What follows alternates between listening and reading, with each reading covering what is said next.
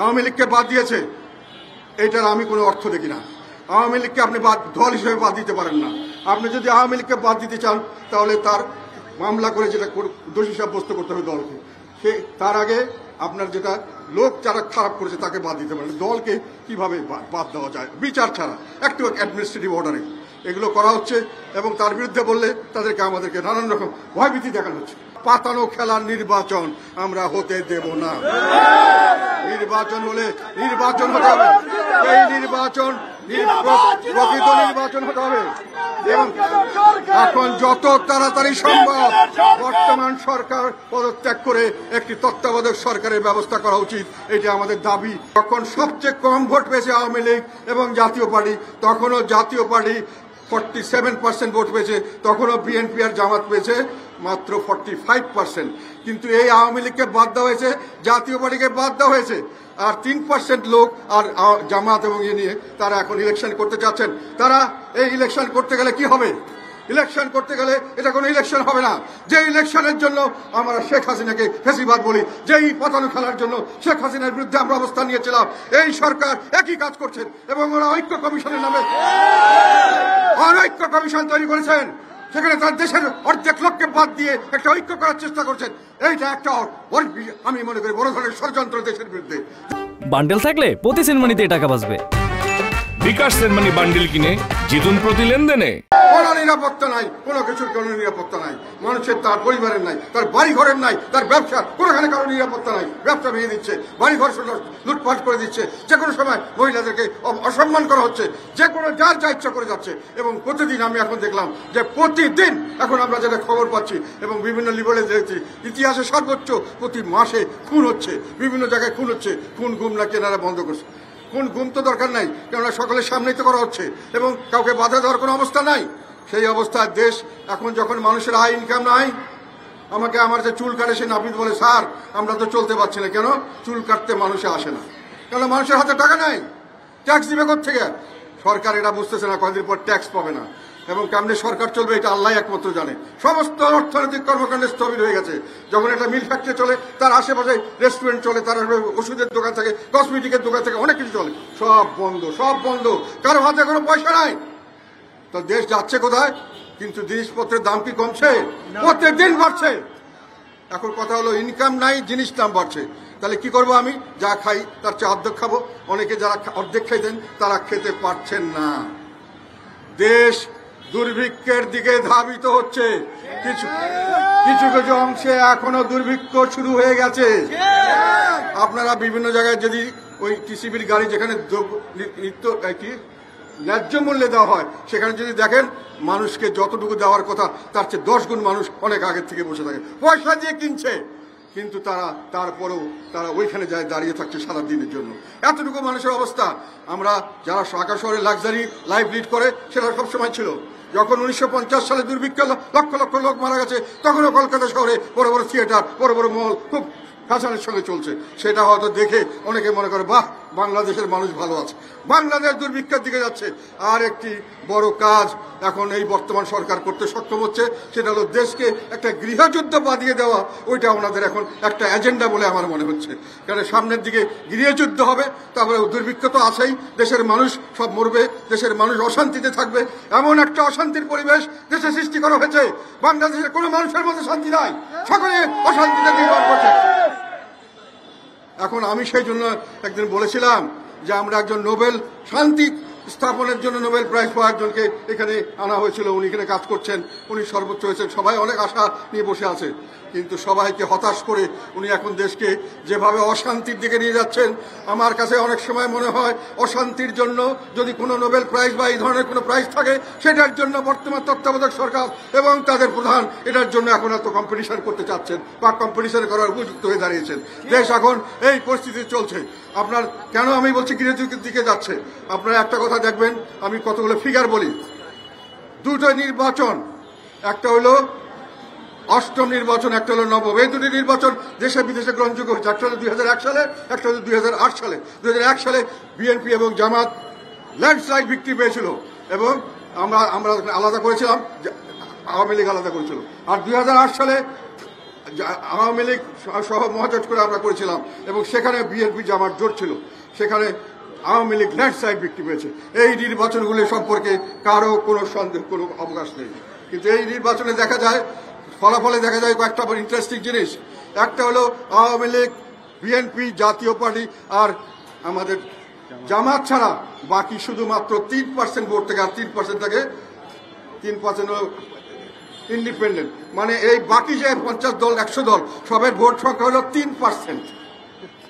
এখন আওয়ামী লীগ আর বিএনপির ভোট সংখ্যা 81%। আর যেটা সবচেয়ে লাস্ট ইলেকশনের কথা বললাম, সেই ইলেকশনে যেটাতে সবচেয়ে ভালো করেছে 2001 সালে বিএনপি এবং জামাত জোট, তারা পেয়েছে 45% ভোট। সেই সময় হেরে গেছে আওয়ামী লীগ। আর আমরা ছিলাম না আওয়ামী লীগের সঙ্গে, আমরা আর আওয়ামী লীগের ভোট যোগ করে হয়, তখন সবচেয়ে কম ভোট পেয়েছে আওয়ামী লীগ এবং জাতীয় পার্টি। তখনও জাতীয় পার্টি 47% ভোট পেয়েছে, তখনও বিএনপি আর জামাত পেয়েছে মাত্র 45%। কিন্তু এই আওয়ামী লীগকে বাদ দেওয়া হয়েছে, জাতীয় পার্টিকে বাদ দেওয়া হয়েছে, আর 3% লোক আর জামাত এবং নিয়ে তারা এখন ইলেকশন করতে চাচ্ছেন। তারা এই ইলেকশন করতে গেলে কি হবে? ইলেকশন করতে গেলে এটা কোনো ইলেকশন হবে না। যে ইলেকশনের জন্য আমরা শেখ হাসিনাকে ফেসিবাদ বলি, যেই পতানো খেলার জন্য শেখ হাসিনার বিরুদ্ধে আমরা অবস্থান নিয়েছিলাম, এই সরকার একই কাজ করছেন এবং ওরা ঐক্য কমিশনের নামে অনৈক্য কমিশন তৈরি করেছেন।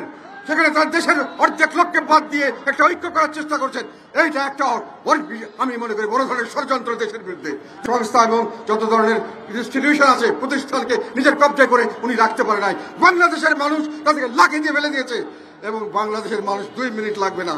এইরকম পাতানো খেলার রাজনীতি, যে খেলায় আমাদের নেতা, আমাদের চিফ অ্যাডভাইজার যেটা বলেন যে আমার নিয়োগদাতা কিছু মানুষ, এবং তাদের আবার কিছু বড় জামাত ইসলাম বলে তাদের নিয়োগদাতা নাকি আমার জামাতকে তারাই নাকি এই ছাত্রদেরকে সব রকম সুযোগ সুবিধা দিয়ে রাখছে। কাজেই বর্তমান তত্ত্বাবধায়ক সরকার নিরপেক্ষ নয়, তাদের একটি দল আছে। এইটার জন্যই তো আমরা আন্দোলন করেছিলাম তত্ত্বাবধায়ক সরকার দেওয়ার জন্য, যেখানে কোনো দল থাকতে পারবে না। যাদের দল আছে তারা নির্বাচন করতে পারবে না, তারা নির্বাচনে তত্ত্বাবধায়ক সরকার হতে পারবে না। যাদের নিজস্ব দলে যখন নির্বাচন করবে তারা তত্ত্বাবধায়ক সরকার হতে পারবে না। বর্তমান সরকারের একটি নিজস্ব দল আছে এবং সেই দলের নেতাকর্মীরা সর্বোচ্চ সুযোগ সুবিধা নিয়ে ঘুরছে, তাদের কথা মতো সরকার চলছে। তাহলে সরকার দলীয় যদি নির্বাচন হয় সেটা কখনোই একটি স্বাভাবিক নির্বাচন হতে পারে না। সেটা একটি পাতানো খেলা নির্বাচন হবে, যেখানে আমাদেরকে বাদ দেওয়া হচ্ছে আওয়ামী লীগকে বাদ। আমি এটার কারণটা আপনাদের বলতে চাই। তারা আওয়ামী লীগের, আমি যেটা বললাম, থার্ড পার্টি হলো জাতীয় পার্টি ইলেকশনের রেজাল্টের দিক দিয়ে, ফোর্থ পার্টি হলো জামাত ইসলাম। এখন প্রশ্ন হলো আওয়ামী লীগকে বাদ দিয়েছি, এখন যদি মানুষে মনে করে যেটা প্রচার করছে অন্যান্য দলরা, অনেক সময় বিশেষ করে জামাত ইসলাম প্রচার করছে কি যে আওয়ামী লীগের এক এপিট আর ওপিট হলো বিএনপি, এটা প্রচার করার অর্থ হলো আওয়ামী লীগের এক। মানুষের প্রশ্ন হলো তাহলে থার্ড যদি কেউ থাকে তাকে আমরা চয়েস করতে পারি কিনা। সেখানেই জামাতের কথা হলো থার্ড পার্টি হলো তারা। কিন্তু প্রশ্ন হলো জাতীয় পার্টি থাকলে তো তারা থার্ড পার্টি হতে পারবে না, অল্টারনেটিভ হওয়ার তো তাদের কোনো সুযোগ নাই এখানে। সেই কারণে জাতীয় পার্টিকে বাদ দিতে হবে। তারা বিএনপিকে বাদ দিচ্ছে, তারা আওয়ামী লীগকে বাদ দিয়েছে, এটার আমি কোনো অর্থ দেখি না। আওয়ামী লীগকে আপনি দল হিসেবে বাদ দিতে পারেন না। আপনি যদি আওয়ামী লীগকে বাদ দিতে চান তাহলে তার মামলা করে যেটা দোষী সাব্যস্ত করতে হবে দলকে। তার আগে আপনার যেটা লোক যারা খারাপ করেছে তাকে বাদ দিতে পারেন। দলকে কিভাবে বাদ দেওয়া যায় বিচার ছাড়া, একটু অ্যাডমিনিস্ট্রেটিভ অর্ডারে এগুলো করা হচ্ছে এবং তার বিরুদ্ধে বললে আমাদেরকে নানান রকম ভয়ভীতি দেখানো হচ্ছে। আর একটা কথা হলো, আমরা এখন যেটা দেখছি সেখানে কোনো প্রেসের কোনো স্বাধীনতা নাই। প্রেসের মানুষ, আমি 2টা আর্টিকেল লিখেছিলাম, আমার 2টা আর্টিকেল ছাপতে কেউ সাহস করছেন না, তারা ভয় করছেন। তাহলে এই ভয়ভীতি, এবং আমরা যখনই কথা বলি, আমি কালকেই আমার নামে মামলা দেওয়া হচ্ছে, আমার এবং আমার বাড়ির বিভিন্ন লোককে মামলা দিয়ে বিভিন্নভাবে আটক করা হচ্ছে। আমাদের কোনো দোষ কোনোখানে তারা খুঁজে পায়নি, জায়ের জোরে নির্যাতন করা হচ্ছে এবং সেখানে তাদের বিরুদ্ধে কথা বললে সেখানে মামলা দিয়ে নির্যাতন করা হচ্ছে। তাহলে নির্যাতন তো আমরা সবসময় ভোগ করেছি, আগেও ভোগ করেছি, এখনো ভোগ করছি। এই নির্বাচনে আমাদের এই নির্যাতনে আমরা কোনোদিন পিছুপা হই নাই। আমরা দেশের জনগণের পাশে আছি, দেশের জনগণের পাশে থাকবো ইনশাল্লাহ। আমাদেরকে যতই ভাবে যেভাবে চেষ্টা করা হোক আমরা যে কেউ আমাদেরকে কোনো দোষ বের করতে পারবে না। এই সংগ্রামের সময় এই যে আমরা এই আন্দোলন, জুলাই আন্দোলনের 1 তারিখ থেকে শুরু করে প্রতিদিন আন্দোলনের শেষ পর্যন্ত আমরা প্রতিদিন এই আন্দোলনের সঙ্গে ছিলাম, এবং এইটার একটা প্রমাণ আমরা বিভিন্নভাবে, আমার কথা নয়, প্রেসে যেটা উঠেছে, টেলিভিশনে দেখাইছে, এগুলো আমরা দেখেছি। কাজে আমাদেরকে কিভাবে বলেন, যারা বলেন তারা অনেক সময় আওয়ামী লীগে ছিলেন এবং আওয়ামী লীগের ছাত্রলীগে ছিলেন, তারাই ছিলেন ফ্যাসিস্ট। তারা এখন বলছে যে আমরা নাকি ফ্যাসিস্টের দর্শক, তারা ফ্যাসিস্ট, এবং তারা এক এক সময় এক এক রূপ নিচ্ছেন। তারা কোনো সময় ছাত্রলীগের হেলমেট বাহিনী, কোনো সময় তারা সমন্বয়ক, কোনো সময় তারা জাতীয় ছাত্র শিবির, এনসিপি, যাই হোক, কখনো চাঁদাবাজ। তো এই হলো আমাদের কথা। এখানে ব্যক্তি আমাদের কোনো রকম স্বাধীনতা নেই, নির্যাতন করা হচ্ছে, বিনা বিচারে আটক করে রাখা হচ্ছে, তাদেরকে কোনো জামিনের ব্যাপার হলেই জামিন দিলে আরেকটা মামলা দিয়ে আটক করা হচ্ছে। এইভাবে আমাদেরকে বিভিন্নভাবে অস্থির হয়রানি করা হচ্ছে। এই জন্য আমি বলতে চাই একটি কথা, সেটা হলো আমরা বলতাম শেখ হাসিনার সময় তাকে একেবারে আমাদের খালের কিনারে এসে উনি রেখে দিয়ে গেছে, আর এখন বলছি বর্তমান সরকার খালের থেকে আমাদের কিনারা থেকে খালের মধ্যে ফেলে দিয়েছে। এখন দেশ নিচের দিকে পড়ছে। যত দিন দেরি হবে তত বড় ধরনের ক্ষতিগ্রস্ত হবে দেশ, তত বড় ধরনের পতনের কারণে কত ক্ষতিগ্রস্ত হবে। এই জন্য আমাদের আহ্বান, বর্তমান তত্ত্বাবধায়ক সরকার, বর্তমান অন্তর্বর্তীকালীন সরকারের কাছে আমাদের আবেদন, আপনারা নিরপেক্ষ নন এবং আপনারা কতটুকু সক্ষম এই ব্যাপারেও দেশবাসী বুঝে গেছে।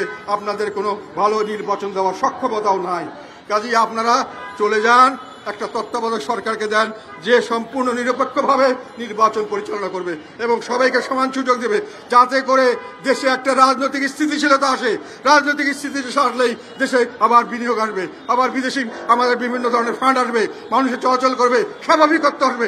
এখন কোনো ব্যবসায়ী কোনোখানে বিদেশ থেকে এখানে আসছে না, আমাদের দেশের লোককে কোথাও যেতে দেওয়া হচ্ছে না। আমরা একটা দোজখের মধ্যে বসবাস করছি। এর থেকে আমাদের উদ্ধার চাই এবং এই উদ্ধারের জন্য আমাদেরকে মাঠে নামতে হবে, দরকার হলে সামনের দিকে। আমরা পাতানো খেলার নির্বাচন আমরা হতে দেব না। নির্বাচন হলে নির্বাচন হতে হবে, এই নির্বাচন প্রকৃত নির্বাচন হতে হবে।